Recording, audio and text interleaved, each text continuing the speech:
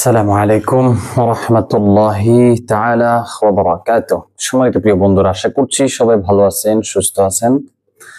আমিও আলহামদুলিল্লাহ ভালো আছি, সুস্থ আছি, শুকরিয়া আদায় করছি আলহামদুলিল্লাহ।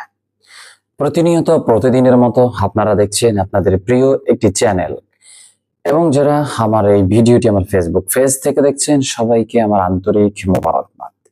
প্রিয় বন্ধুরা, আজকে আমরা কথা বলবো, থাম্বনেলে দেখে বুঝে ফেলছেন, 41টা গোলমরিচ দিয়ে 41টা গোলমরিচ দিয়ে কিভাবে আপনি আপোষ বশীকরণের কাজ করবেন। বেশি কিছু লাগবে না, ছোট্ট একটি মন্ত্রের প্রয়োজন হবে। কাঙ্ক্ষিত যে ব্যক্তিকে আপনি বশীকরণ করতে চাচ্ছেন, আয়ত্ত করতে চাচ্ছেন, শুধুমাত্র তার নাম লাগবে, বাবার নাম, মায়ের নাম লাগবে।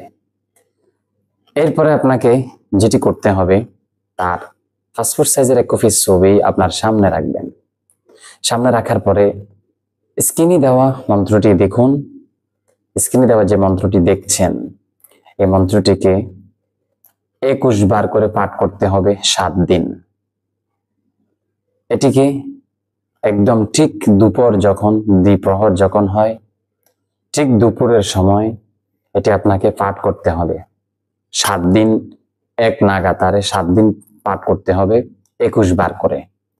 7 বার পাঠ করার পরে, প্রত্যেকটা বার পাঠ করার পরে তার ছবির মধ্যে ফু দিবেন এবং নামগুলো উচ্চারণ করবেন, এবং আপনি বলবেন, অমুকের ছেলে অমুক, অমুকের মেয়ে অমুক, অমুকের জন্য যেন বশীভূত হয়ে যায়।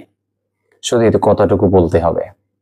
ইনশাআল্লাহ আপনি যেই স্ক্রিনের মধ্যে মন্ত্রটি দেখেছেন, এটির উপরে যদি আপনি 7 দিন এইভাবে যদি আপনি আমলটা করেন, এটি সম্পূর্ণ একটি মুসলমানি হালাল মন্ত্র। তো এটি যদি আপনি ব্যবহার করেন, ইনশাআল্লাহ অ্যাপ্লাই করেন, আমি সর্বোচ্চ 7 দিন সময় দিয়েছি আপনাদেরকে।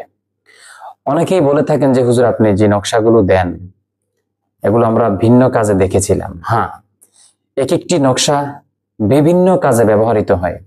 একটি নকশা শুধু একটি কাজের জন্য ব্যবহৃত নয়, একটি নকশা একাধিক কাজের জন্য ব্যবহার করা যায়। এটি শুধুমাত্র একজন আমেল ব্যক্তি বুঝে।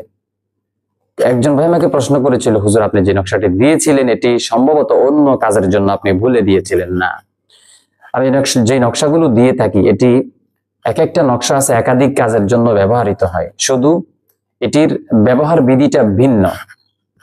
একটা নকশা কয়েকটা জায়গায় কয়েকটা প্রক্রিয়াধীন ভাবে ব্যবহার করা যায়, শুধু এটার জায়গাগুলো ভিন্ন।